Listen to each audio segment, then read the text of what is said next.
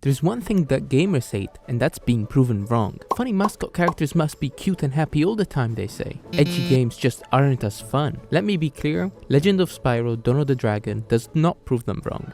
It slaps them in the wrist and then mugs them in an alley. So how good is this game really? Well, that's what I'm gonna rumble on about today, so grab your hot chocolate and cookies. I'm Sense, and this is why Dawn of the Dragon is undeservingly good.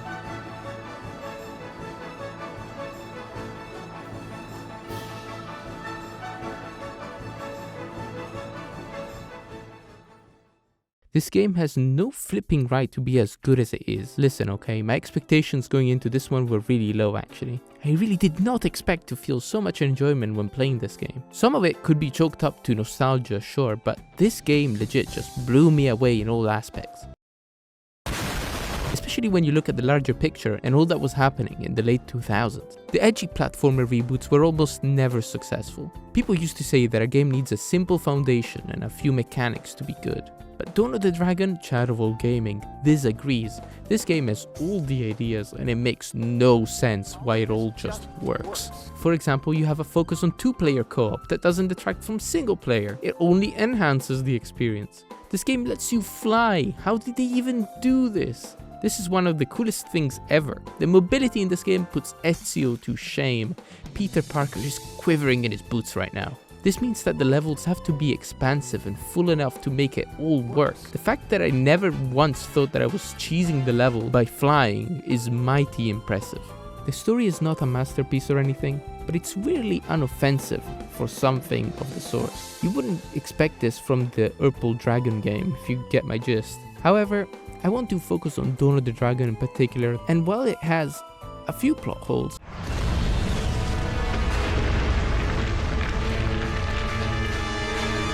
I'm alright, but you won't be able to get through this way. Go, so you can't deny that this crap is entertaining. Writing and animations are the weakest part here in my opinion, and it really shows the budget that this game had compared to the rest of the competition at the time.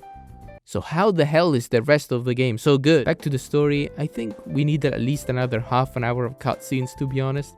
Certain characters needed to be more developed, but I would say that it could have been even a good foundation for a movie. Oh wait, hell no. I mentioned why I enjoyed the game, but my excitement doesn't really seem to follow the general opinion. Why is this? Why is it so easy to hate on this game? If there's one thing that the mid-2000s were known for, it was for the edginess takeover.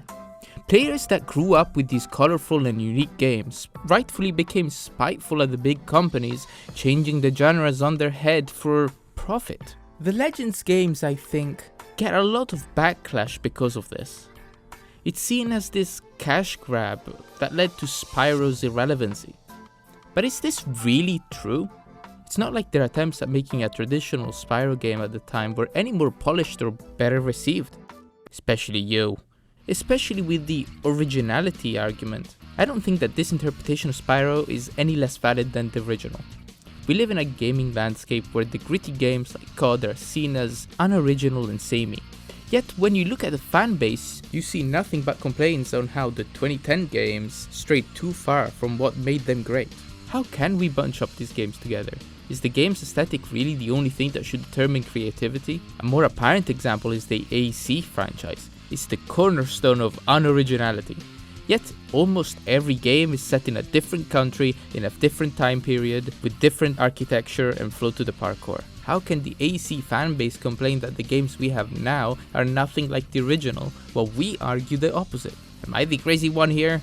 Am I seeing things? The trees are talking to us. What really matters here is perspective, I think. It's really easy to bunch up both types of games together if you didn't grow up with it.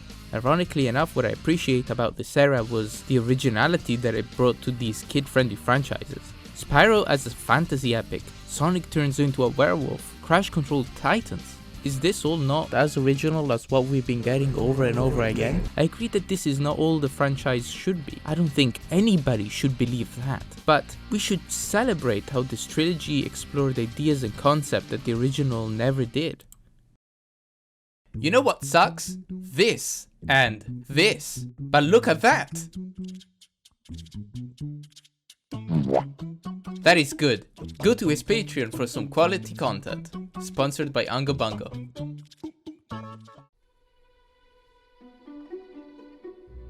But why am I talking about this now, roughly 15 years after its release? Wait, no, that can't be right. Aha! 14 years. I'm not old, baby. It actually has very little to do with Spyro himself. There has been a resurgence of people who grew up with these edgier platformer games, meaning that they were more accepting of the jarring difference in storytelling. Not only with Spyro, but this is happening to the very influential Sonic and Ratchet & Clank series. Sonic fans are now singing Sonic Unleashed or Sonic 06's praises left and right. Why did I bring up the Sonic franchise in particular? Well, other than the fact that this game rips the final boss from Sonic Heroes. Long time no see, Sonic. My lonesome colleague. You actually thought you could defeat me by transforming into a monster? That's because it's actually the franchise that popularized the whole edgy platformer phase in the late 2000s. Recently, though, this franchise also released a more serious game than usual. It's really as if they're trying to please the 2000s crowd.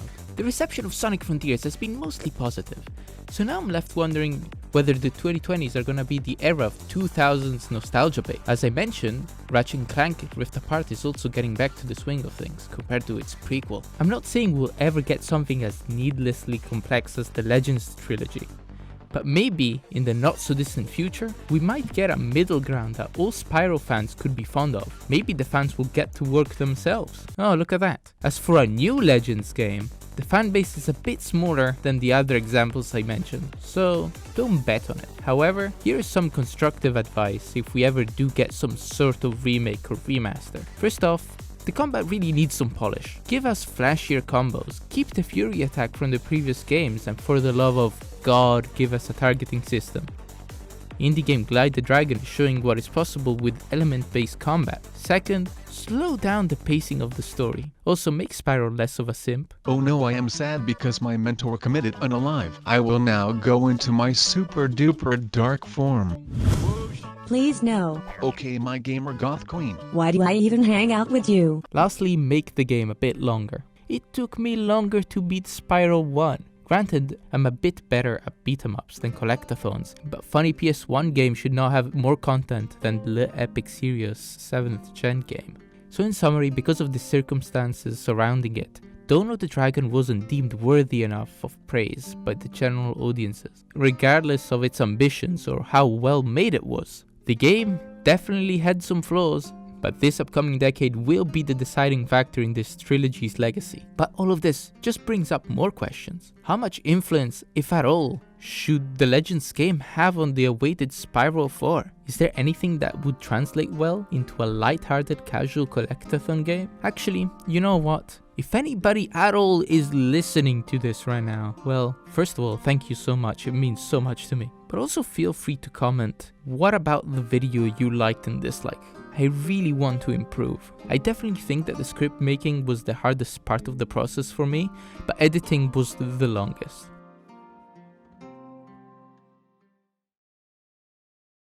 Brother Egg. Wait, what? Oh no.